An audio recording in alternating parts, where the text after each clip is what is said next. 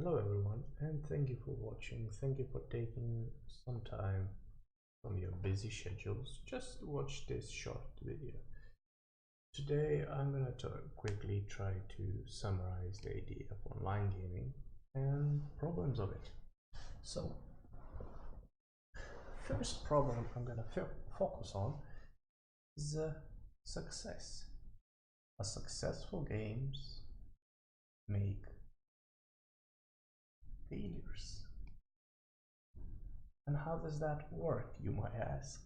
Well, quite simple. If you make a good, successful game, like for example, well, the best example, World of Warcraft, so many games came after it with the same ideas, same goals, same features.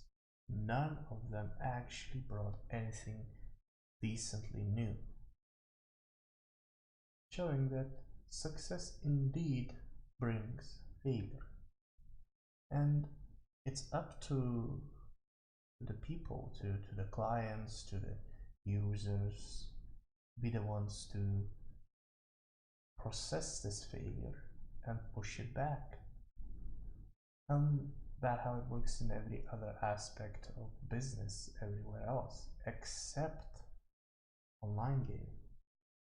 For some reason, I don't know why, but there's people that will push for a failure, hoping for it to be success just because they like something about it.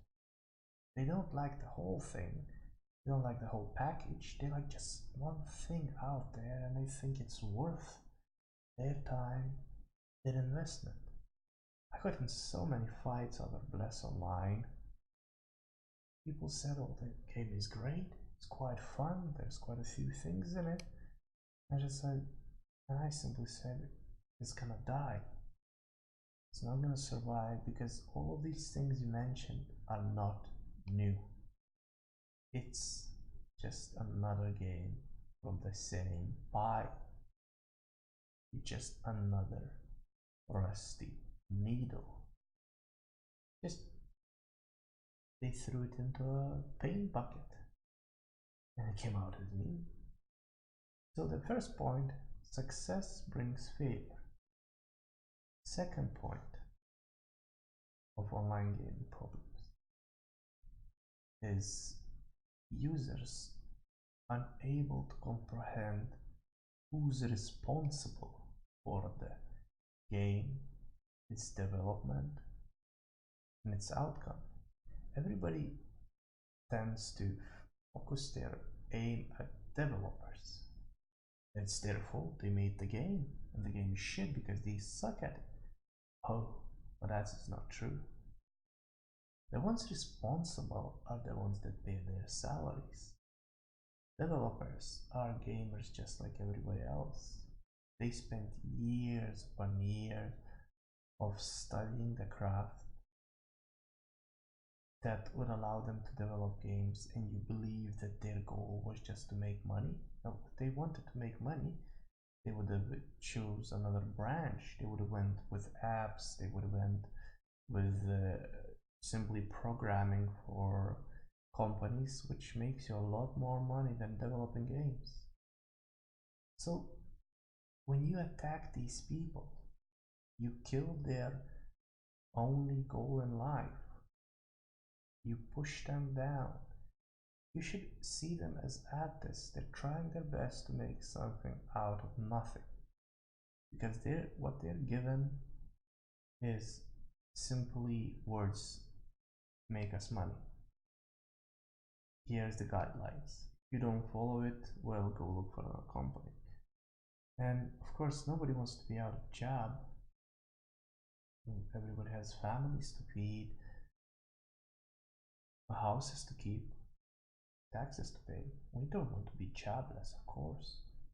So all they have to do is bite their nails, sit there and make these pile of garbage that they call good games. So second point be considered and understand who's at fault. Third point, probably one of the biggest one, it's money. We understand that everybody needs money to live and everybody wish to make as much as possible. But money should never be the guiding line for things you do, especially when you're making recreation. If money is guiding line, then in football you can easily buy yourself a victory. Why not? If in gaming a guy from a top can come and tell the developer make this into this because this will make me money, then why can't I go to a referee and tell him, okay, give him a red card, here's money because I want it to be so? Why is there an actual guideline before money in everything else but games? Why is that they have so much power? Well, the answer is simple. It's us. As I mentioned in the point before, we, the gamers, the users, are incapable of comprehending who's at fault, and we don't see a problem with it. We all understand the reason why we need money. I clear on that. But that doesn't mean we should just bend down and let them take, well, use us, basically, use us. So this might turn into a long talk, but third point is basically money.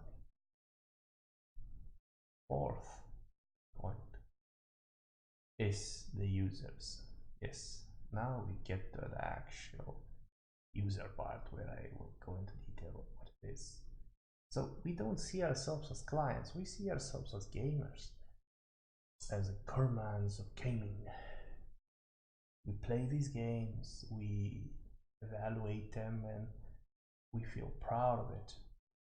When the company makes another game, which is, well, frankly just making fun of us, and then there's a group of people that will go, oh well, this is fucking shit, I'm not gonna play it. The other group will support the game and developers, okay, so we lost this much, we gained this much, maybe next time it's gonna flip, we're okay, we're still making money, so we're fine.